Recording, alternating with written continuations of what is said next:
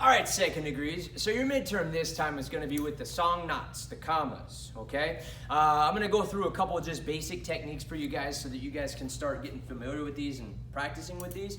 A couple things. These are bladed weapons, okay? So everything is stabbing and poking and slicing and cutting and chopping instead of striking. And the main points of contact with all the weapons are your 9 angles that we're going to be aiming for. Now, if you have a solid object, if you're using a solid object, you're aiming for the bone, the collarbone. Whereas if you're using bladed objects, you want to hit the meatier, the fleshier part of the body. So instead of hitting the collarbone, you'll come up to the neck. Instead of hitting the rib cage, you're actually going to go through the ribs or across the body. Instead of the knees, you're going to the inside of the thighs. So the angles and the area in which you're aiming for are pretty much the same. There's only about an inch to 2 inch difference between what you're striking for. So Ssahng knots. First thing, you want to get them to where they're pretty evenly weighted. Now you want to put your index finger right in the middle of wherever it's going to be equal. Now keep in mind one side is obviously going to be a little bit heavier than the other, so you're not going to put your hand right in the center. Once I got my index finger weighted evenly, they're balanced evenly, then I'm going to go ahead and leave it there and grip the rest of my Ssahng knots just like that, okay?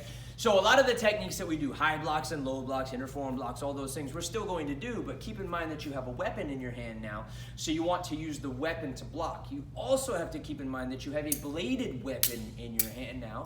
So a lot of those techniques where we cross our arms, you're actually not going to be crossing your arms because you run the risk of hitting yourself, okay? So first couple moves, just your chops, just like knife hand strikes. So I'm going to bring my left hand across my body, and I want a nice separation between my arms. I don't want to, again, run the risk of hitting myself.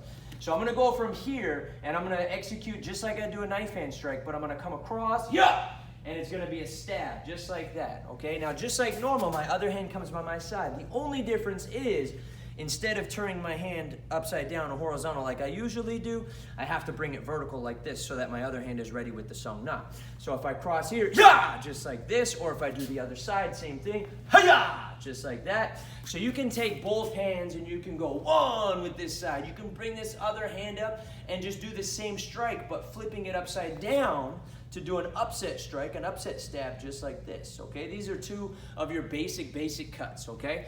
A couple other ones that we have are your 45-degree stabs with both of them here. Another one we have is your 45-degree cut. So it's going to be from high to low and then straight across. 1, 2. Same thing here. I'm coming down in a 45-degree angle, flipping it, and then coming straight across horizontal, just like this. So we have our 45-degree cuts, or our high-low cuts. Then we have much smaller 45-degree cuts. Same thing, but just much smaller. So I'm aiming up top. And this one really is just a flick of the wrist and motioning and taking your arm, motioning from side to side, just like this. So I go from open to close to open again, or from the outside to the inside to the outside again. So it's a very quick, very fast flick of the wrist, flick of the wrist, flick of the wrist. These are my smaller 45-degree cuts compared to the bigger cuts, which go from high to low and then straight across. So these are a couple techniques that you guys can practice at home to kind of get yourself prepared for the first several moves in the form, okay? So practice, join us on Zoom, and we'll work on this stuff as well, okay? All right, get practicing.